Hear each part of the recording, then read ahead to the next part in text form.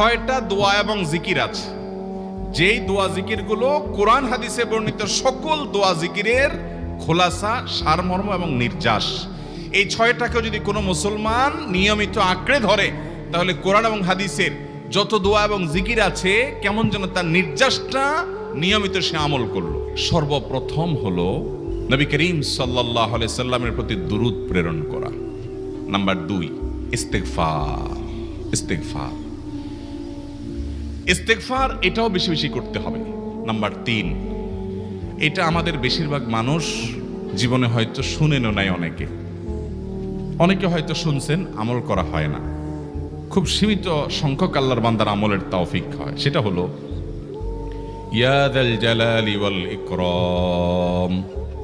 এটা একটা জিকির, আল্লাহ তাআলাকে ডাকা, আহ্বান করা, এটাই জিকির। ইয়া যাল জালালি ওয়াল ইকরাম। নবী করিম সাল্লাল্লাহু আলাইহি সাল্লাম বলেছেন, আলিযু বিয়া যাল জালালি ওয়াল ইকরাম। তোমরা ইয়া যাল জালালি ওয়াল ইকরাম এটাকে আঁকড়ে ধরো, এটাকে নিয়মিত করো, বেশি বেশি করে বলতে থাকো এটাকে সব সময় এটাকে মুদাওয়ামাতের সাথে কন্টিনিউয়াসলি এটা বলতে থাকো, ইয়া যাল জালালি ওয়াল ইকরাম। নাম্বার 4 নম্বর যে দোয়া এবং জিকির করতে নবী করিম সাল্লাল্লাহু আলাইহি সাল্লাম সব সময় আমাদেরকে উৎসাহ দিয়েছেন, অনুপ্রেরণা দিয়েছেন।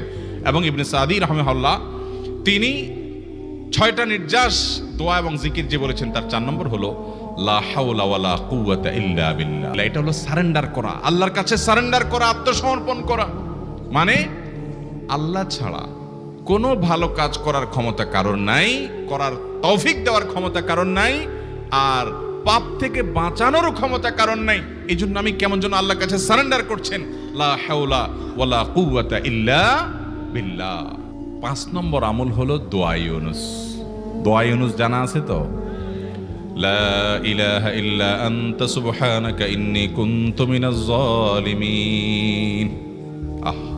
ভাইরা আমার, অর্থের দিকে তাকায়া মাঝে মধ্যে মোবাইল টোবাইল সব ফালায় রেখে একটু আল্লাহর সাথে কথা বলবেন, আল্লাহর সাথে একটু কানেক্টেড হওয়ার চেষ্টা করবেন, আল্লাহর সাথে একটু সংযুক্ত হওয়ার চেষ্টা করবেন।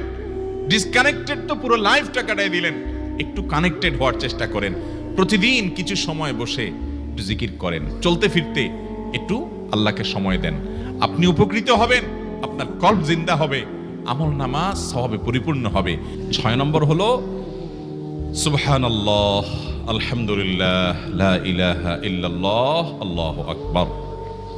এই বাক্যগুলো দেখবেন ঘুরে ফিরে নবী করিম সাল্লাল্লাহু আলাইহি ওয়াসাল্লাম সারাদিন পড়তেন।